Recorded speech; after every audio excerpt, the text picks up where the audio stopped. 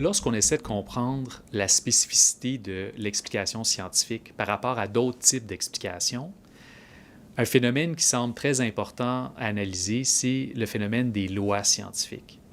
Depuis le 16e siècle, puis même avant, les scientifiques essayaient d'identifier des lois de la nature, essayer de comprendre comment l'univers fonctionnait comme une grosse horloge.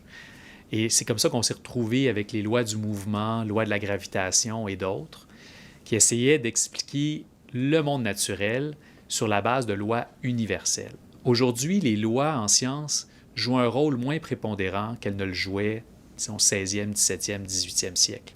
Mais ça reste encore un phénomène important pour comprendre comment les théories scientifiques sont construites.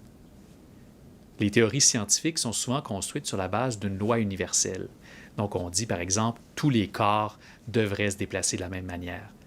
Et ensuite, à partir de cette loi universelle, on essaie de découler, de dériver une série d'énoncés, de prédictions, et d'énoncés qu'ensuite on peut corroborer ou prouver, si vous voulez, par l'observation naturelle.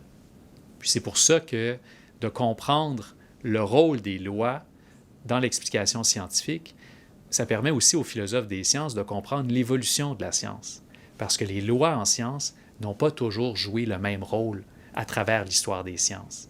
Donc, en quelque sorte, pour le philosophe, examiner le rôle des lois en sciences, donc des lois de la nature, si on veut, c'est une porte d'entrée pour comprendre comment la science s'est transformée au fil des siècles. Donc, ce qui est intéressant de voir, c'est que, alors que plusieurs scientifiques, disons au 18e ou au 19e siècle, auraient essayé d'identifier vraiment une loi universelle, donc qui décrivait un phénomène partout dans l'univers de toute éternité, aujourd'hui, on a l'impression que les scientifiques s'intéressent plus à identifier des modèles, donc des représentations d'un phénomène naturel qui tiennent pour une section de l'univers pour une période donnée.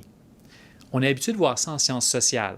En sciences sociales, souvent, on essaie d'identifier des descriptions qui tiennent bon pour une société donnée, pour une période donnée, mais il n'y a pas de présomption qu'on est en mesure d'élargir cette affirmation-là de toute éternité. On voit un mouvement similaire en sciences naturelles, où de plus en plus, on offre des énoncés, qu'on appelle modèles, à distinguer des lois, qui visent à décrire une partie de l'univers pour une période donnée.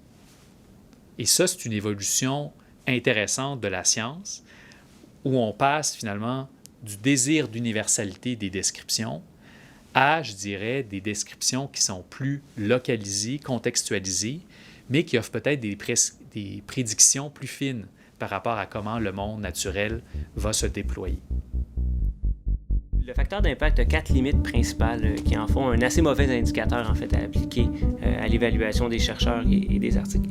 La première limite, c'est qu'il y a une asymétrie entre les citations qui sont comptées au numérateur et ce qui est compté au dénominateur. Donc, on va compter des citations reçues par des éditoriaux, des éléments de nouvelles,